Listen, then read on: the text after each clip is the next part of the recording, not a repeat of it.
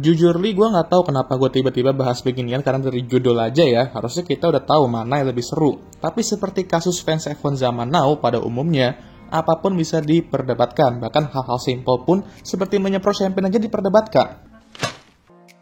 Ya, masih aja dibahas ya kan. Tapi di sini gue mau bahas mana yang lebih seru sih sebenarnya, dominasi satu pembalap atau dominasi satu tim di mana dua pembalap itu title fight.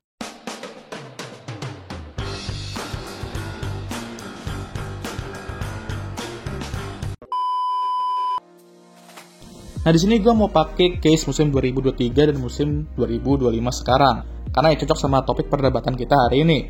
Musim 2023 benar-benar didominasi oleh satu pembalap, yaitu Max Verstappen. Dominasi begitu brutal, sampai-sampai media, jurnalis, dan beberapa konten kreator pun muak sampai ngomong apakah Red Bull dan Max mengacurkan F1 ya kan? Lalu 2025 didominasi oleh satu tim, yaitu McLaren. Tapi bedanya, kedua pembalap mereka benar-benar saling sikut-sikutan di title fight musim ini. Jadi sedikit mirip sama Mercedes dulu dengan Nico dan Lewis. Oke, kita sedikit review F1 2023 dulu. Max Verstappen total domination seperti yang gue bilang tadi dengan memenangkan 19 dari 22 balapan di musim itu. Dan 21 dari 22 balapan itu dia berada di podium. Kryptonite-nya cuma satu, yaitu Singapore Grand Prix yang sampai sekarang pun menjadi satu-satunya track di mana dia tuh belum pernah menang.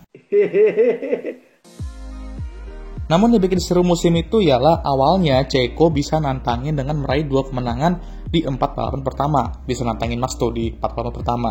Cuman habis itu ya melempem karena siklus seat kedua Red Bull itu yang terkutuk ya. Lalu Nando gacor di Aston Martin-nya debut musim juga ya. Bisa meraih podium berkali-kali sebelum McLaren dengan dua lineup muda mereka ambil alih setelah upgrade yang mereka bawa bekerja dengan baik. Dan tentu saja Mercedes dan Ferrari yang juga terus mencoba muter otak mereka untuk bisa ngejar Red Bull. Dan Ferrari pada akhirnya berhasil cipet satu kemenangan dari mereka di Singapura, yaitu Carlos Sainz menang ya, dan itu menjadi satu-satunya kemenangan non-Red Bull di musim itu. Tapi udah gitu aja, Max dengan mudah menjadi juara 3 kali dan yang lain berasa jadi NPC aja. Cuma sekali Carlos jadi main karakter. Nah sekarang kita ke yang 2025. Musim 2025 sejauh ini didominasi oleh McLaren. 14 balapan telah berjalan dan 11 balapan tersebut dimenangkan oleh mereka sejauh ini dengan Max cipet 2 balapan dan George cipet 1. Namun bedanya dengan 2023, walaupun musim ini didominasi oleh satu tim, kedua pembalap mereka saling sikut-sikutan meraih kemenangan dan menuju summer break. Kedua pembalap tuh hanya dipisahkan 9 poin dengan sisa 10 balapan lagi dan kita belum hitung yang sprintnya juga. Selain McLaren, ya awal musim ini memberikan kita salah satu hype yang besar saat periode pramusim. Lewis join Ferrari yang dimana merupakan dream move banget. Banyak rookie join, salah satunya Kimi Antonelli yang diprediksi akan menjadi calon bintang yang debut di Mercedes menggantikan Lewis. Red Bull dan Alpine juga banyak kali atraksinya terkait lineup pembalap dan struktural mereka dan lain-lain. Pokoknya pramusim 2025 tuh hype banget lah pokoknya. Emang sayang aja kita prediksi title fight yang ibarat kayak Royal Rumble kan musim ini dengan banyak pembalap dari berbagai macam tim memperebutkan gelar. Cuman sayangnya malah jadi musim dominasi tim pepaya ini, tapi pada title fight-nya juga sih. Jadi dari pembahasan singkat kedua musim tersebut, harusnya secara logika ya, 2025 tuh lebih seru toh. Title fight ada, drama tim ada, persaingan pun juga ada walaupun McLaren dominan. Pembalap dari tim lain juga bisa fight juga sebenarnya. Sementara 2023 ya dominasi Max saja dan tim lain semua jadi NPC. Tapi kenapa kok bisa ada banyak fans yang ngomong 2023 tuh lebih seru gitu? Nah, mari kita bahas sedikit. Simpelnya ya, mungkin karena dia fans Max dan Red Bull. Atau haters McLaren juga bisa. Tapi ada beberapa poin yang ingin di-highlight sama fans mereka ini, kenapa mereka ngomong gitu. Pertama, ya karena mereka menyaksikan salah satu musim terbaik pembalap F1 dalam sejarah. Ya, menang 19 kali dari 22 balapan tuh emang gak ngotak sih ya. Sehingga kalau menurut gua, mereka tuh mungkin ya frustasi aja lah melihat dua McLaren skillnya tuh anggap aja di bawah Max ya mereka. Tapi dapat mobil dominan gitu. Ada rasa gak terimaan lah, kok pembalap GOAT F1 sekarang dapat mobil lontong sementara kroco-kroco ini dapat mobil dominan ya kan?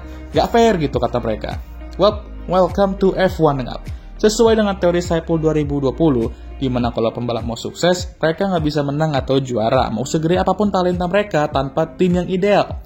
Untuk jadi juara dan menang di F1, itu banyak faktornya ya. Fans Max tercinta dan fans-fans yang selalu ngomong, oh iya pembalap bertalentanya harusnya jadi juara kalau bisa dapat mobil yang ini. Nah itu poinnya udah terbukti ya kan.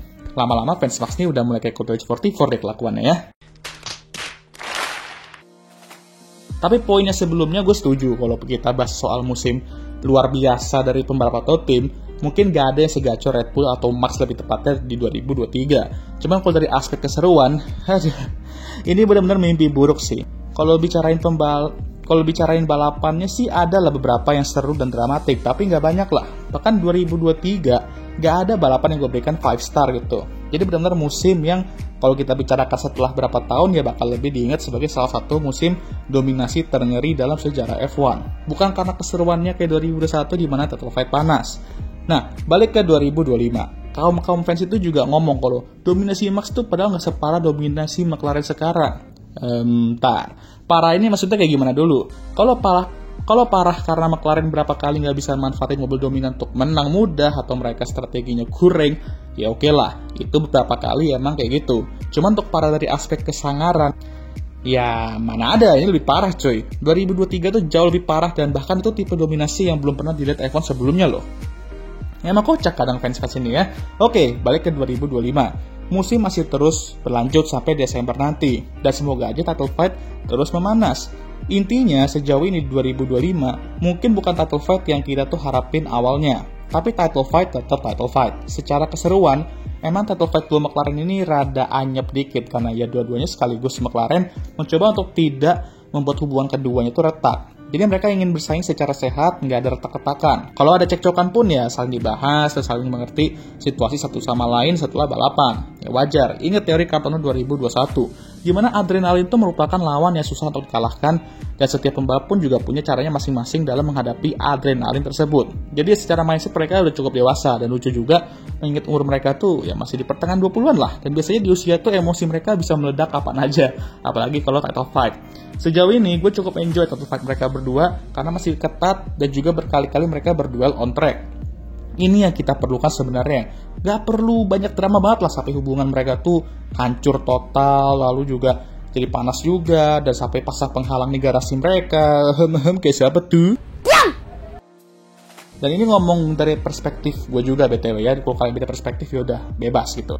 Gue tuh title fight seperti apapun tuh gue dukung sebenarnya. Mau itu title fight yang adem ayem, title fight yang panas, bahkan title fight sampai planet lain penonton saking panasnya pun juga ayo aja lah, gak apa-apa, gue dukung gitu.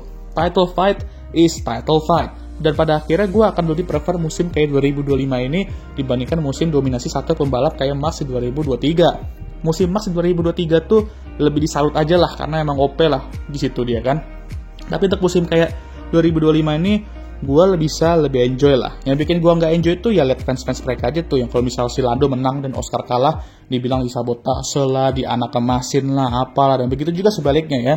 Belum lagi fans yang gue jelasin tadi di mana ada aja munculnya perdebatan kayak gini. Ya makanya gue kalau lagi nonton F1 tuh jarang banget gue buka medsos atau apalah itu ya. HP atau laptop tuh ya gue siapin aja untuk bikin script gitu. Karena ya gue mau nikmatin balapannya tok gitu, bukan keributan sosmednya. Kalau mau ikutin keributan sosmed mah ya nggak usah di F1, mending gue ke akun-akun gosip aja gitu. Ya wes deh, sekian video kali ini. Gimana menurut kalian? Jangan lupa like, subscribe agar gue bisa tembus 10k sub sebelum akhir tahun.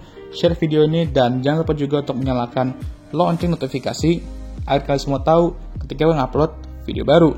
Jangan lupa juga untuk follow Instagram gue. Ya, sudahlah. Seperti biasa video ini akan ditutup oleh I'm Emma Watson. Thank you for watching.